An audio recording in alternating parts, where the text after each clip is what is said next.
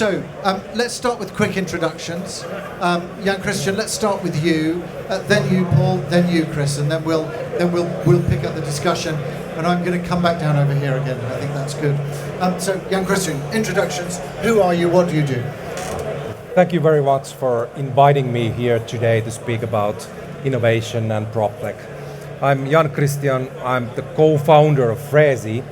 We are handling a very specific area for real estate portfolio owners, and that is indoor climate management. It means that we handle the indoor air quality data, but also the experience it creates for the users of the building physically and digitally. And that's what we do. Great, and we'll drill down into that for sure. Paul, over to you. I'm Paul Wessels. I'm founder and CEO of Blue Module, and we create ESG software which transforms ESG into value of a building. Okay, good. Chris? I'm the Director of Operations and Investments for Necron Capital, which is a newly founded Article 8 real estate fund specifically in the logistics area. And we try to do our best to get an ESG impact in there and a good ESG score. Okay, Chris, let's start with you. Let's drill down a little bit into that. So what do you mean by that? What are the kind of initiatives that you're putting in place? And picking up on the overall topic here of data, how are you using that as well? Generally speaking, we acquire new built buildings, but in order to make sure that they also remain top of mind and top of the top quality, we need to improve those continuously over the life cycle of a building. If you then look at the regulatory framework, you will see that everything going forward is going to be priced into CO2. But in order to use that CO2 footprint to your benefit, you still need data. So that's why we partnered with Blue Module and MySys, who's the asset manager who's behind that, to get us the data that we needed when we need it and be able to convert that into real value. Okay, good. And Paul, I guess let's start with some of the things that you've seen as changed, because I think one of those is working more closely, I guess, with the property managers, with the asset managers, which is something that I'm increasingly seeing across this market, actually. Yeah. So if you look at Necron and MySys, I mean, I think the role of asset management and property management is key in getting the right data from living. So we provide the software, but you need the hands on deck to. It's like process and project management of ESG. So it's integrated in the daily work of, in this case, the asset/property manager, who has to gather all this data. Okay, good. I'm gonna pick up a little bit with you, Jan-Kristian, if I can. Just on, I mean, in the session we had earlier, which was around sustainability, we were touching a lot on the topics around the social side, what was driving that, including some of the regulatory side. But also things like antimicrobial resistance, for example, which I had not come across, but which is banks are increasingly beginning to look at that in terms of how they perceive an asset. You know, how is it operating in that sense to de-risk? So I guess what are some of the trends that you're seeing influencing your part of the market? Well, thank you for that question. We do see a lot of new demand created by social ESG demands. For example, this CSRD framework for choosing the topics that are material for your business, that have an impact on the environment and the people in general. And you also have to go through your value chain, upstream and downstream, to understand how you're impacting, for example, your tenants. So we see a lot of demand created by that. But also we do see high interest in environmental side from the new EU directive that just came out in April this year, and it's about energy performance of buildings. And there, for the first time ever, it mandates real estate owners outside the residential asset class to monitor and control indoor air quality in their buildings. So these are kind of regulatory demand drivers. But I'm happy to say also that working with indoor climate also makes sense from business perspective for real estate owners, since it's such a massive topic for the tenants and occupants of the building. So it makes them either feel well and productive and comfortable or not, right? So it's a business dialogue between the landlord and the tenants, and a very strong one at that. Okay, good. And just taking that regulatory framework side to you guys as well, how much of that is a driver for it, or how much of it is coming from the occupier side? You know, so is this, you know, how sustainable is this? Is the demand always going to be there for that from regulation from the occupier side? What's the position? My position on that point is that the regulatory framework as it is what it is, and you'd have to comply with it. The key thing is looking beyond that current regulatory framework and where is it going, and try to sort of predict where it's going so that you know on which value buttons you can push going forward in order to maintain the value that you've created. Because if you comply now, but you don't comply, let's say in 8 years, when you're trying to offload an asset, then the asset becomes predictably unsellable in that time frame. So you have to already look now, where is that regulatory framework going? It doesn't help that the legislator doesn't know it himself yet. I mean, we all know about the EU taxonomy, and that we're still missing quite a bit of content around those 6 pillars. I think we've got 3 now, when the last time I looked, and we're still missing 3. So that makes it very hard for people in the real world, developing properties, owning properties, exploiting properties. Where are we going? So the industry, as it sits here, the prop tech industry can be a real driver in that part. Okay, good. And I guess, Paul, from your point of view, have you seen a change in what clients are looking for? How are you seeing this progressing, I suppose? Well, I think value and ESG is the real driver. So the regulatory world, that's important, but I think the real driver is value, and you see this, for instance, in the Netherlands, where now the banks have made it mandatory to report with each valuation to report on ESG. So we've done now as Blue Module 12,000 plus valuations. We are a provider for the banks.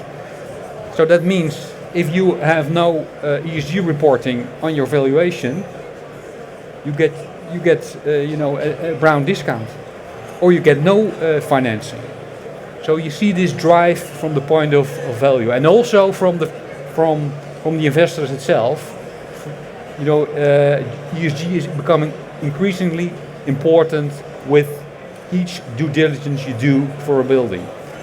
And Chris is quite right. I mean, the whole framework has to be developed, but for instance, Necron is using the BREEAM framework, which is a very prominent framework, and our view is that the standards which have been developed by the market, like BREEAM, like WELL, like FitWell, they will converge with what's happening from the European side. And so they will converge because there's a lot of knowledge there how you can measure a building.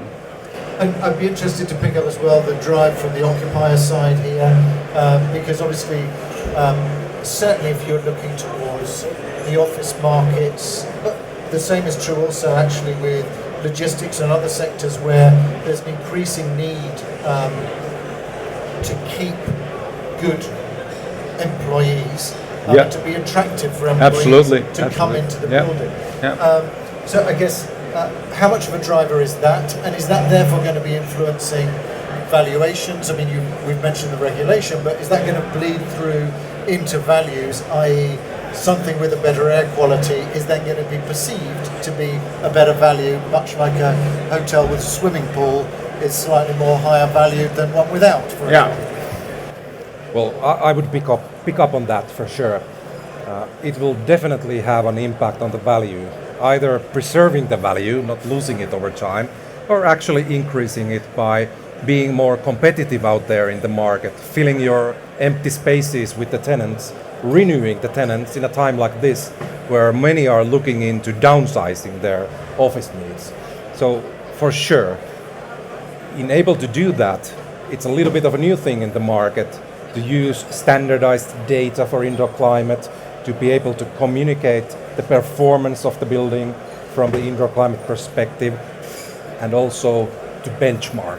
So the benchmarking part gets really interesting in case you're able to say, lucky enough to say that your asset is actually performing better than the market in general, and that becomes a very strong point between the landlord and the tenant. And it's I think it's quite interesting the fact that we're beginning to see more data, more benchmarking, just from, if you look at things from a different perspective, which is, I would swim in the sea every day. Now I will look to see how clean the sea is before making a decision. And it will be interesting to see how that plays out. I think that kind of, as soon as people begin to get the data, then they begin to use it, and then it becomes a benchmark for judgment. Yeah, but it's happening right now. Eh? So the valuer has to take in account ESG data. So in the models the valuers use, they have to, the yield they apply to the income a building generates. They have to take in account now the ESG data. So it's happening right now. To add to that a little bit, because what you see now is people are using a lot of data which is available. There's still a large proportion of the people we work with that are not schooled in using that data. What you just said about looking at the quality of the sea, that's what you see. I know people that don't want to live in certain parts of a city that they would, in history, that would never have considered as being uninhabitable, but now they look at the air quality and they say, okay, I don't want to live there anymore. So in that part, we do have to school the users of data, and how does this data actually apply to your actual workspace? Because for logistics, where we're currently focusing on, the social part is probably the hardest benchmark to reach, because logistics buildings are not close to town centers. They don't have any amenities. It's hard to get for employees to get there. So one of the few things that you can actually play with is the actual climate and the workspace inside, making sure that is at least top notch. Okay, good. And I suppose, where do we see this headed? Let's pick up on the next steps for you, Jan-Kristian, in terms of freesi. Do we see this? Is it something that the industry has to learn more about? What phase are we in here? Do you think we're now at a point where everybody understands it and wants to move ahead with it? Where are we? I'll give you 2 points on that. First of all, since almost all of the industry in real estate are using building certifications to ascertain that they are of high quality. Now, these building certifications are moving towards performance-based scoring. That means that they have to come up with means and ways to assess the performance of air quality, for example, and to score on that. It's a new thing still, and we have to learn how that works, but it's definitely driving the market, since everybody wants to have the premium levels of these certifications. And I'll give you another thing, and that goes back to the CSRD part, whereas when you decide that indoor climate is a material factor for you and your stakeholders, for example, the tenants of the building, then you need to start engaging, informing and educating and increasing the awareness and knowledge about the topic with these stakeholders. And the more awareness people will have, the more demand it will create. I think it's a circle that will feed itself eventually. Okay, good. And interested to get your point of view as well around that kind of topic of where we see that heading. Is there more information needed? Do we need to have more transparency in some ways on some of this data? How do we achieve that? I think what we need when it comes to data, especially around building, is more standardization. Because we have quite a number of certifications, and we could be BREEAM excellent and somebody else could be well excellent, and that needs to come together so that we've got one benchmark, one target line where everybody's moving forward. I think the fact that you need to have you do need to do something about ESG, I think that's sort of siphoned through to the bottom in real estate right now. I'm not yet sure whether everybody sees the underlying necessity of ESG, or that they just see it as a must-do value retention thing. I think a lot more developers and funds could see ESG as a value creation tool, and they should see it as such. I think that's the key driver behind the industry and getting us to create as small as possible an impact on our surroundings. Yeah. Okay, good.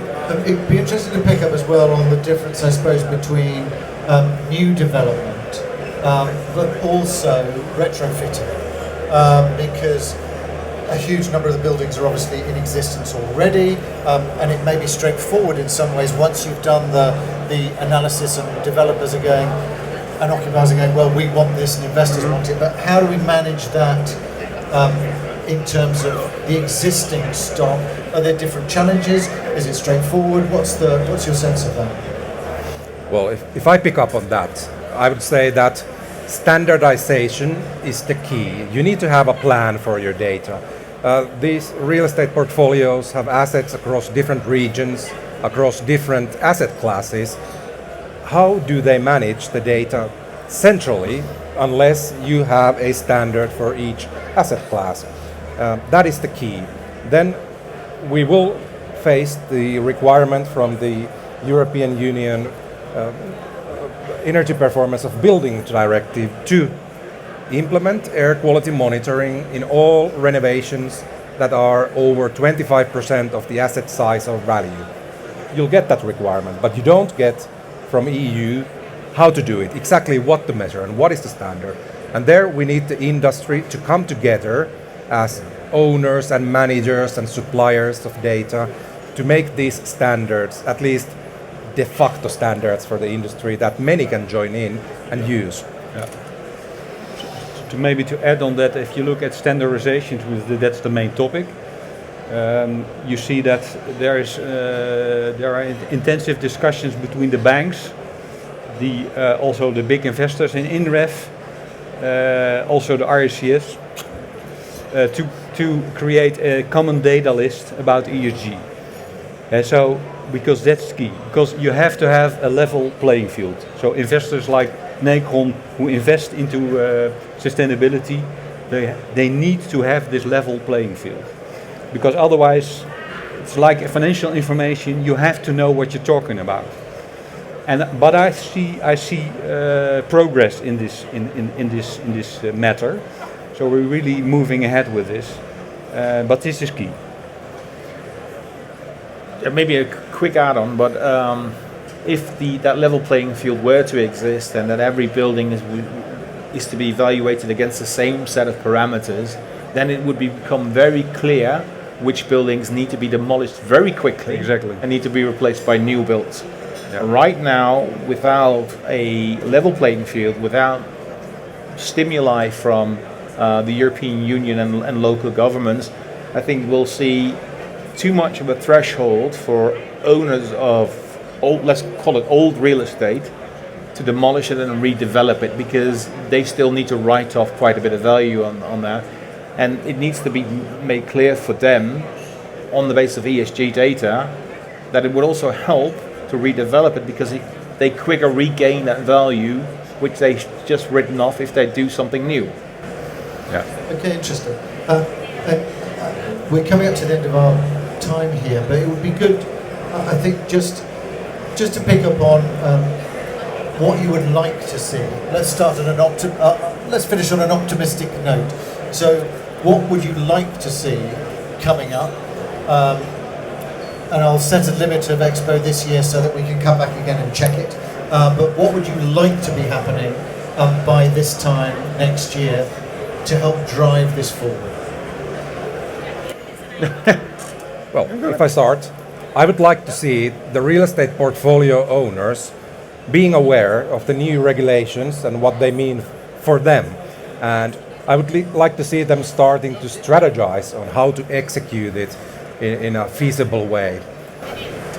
Okay, good. Well, with Real Asset Impact, we will be able to help with that. That's good. We can communicate that. Paul? Yeah, I would like to see more, let's say, more level playing field. What's happening in the Netherlands with the banks, creating a standard, a framework how to report on ESG that also will be implemented in other leading markets in the Nordics, in Germany, in France, because we really need that. More uniformity. Okay, great, Chris.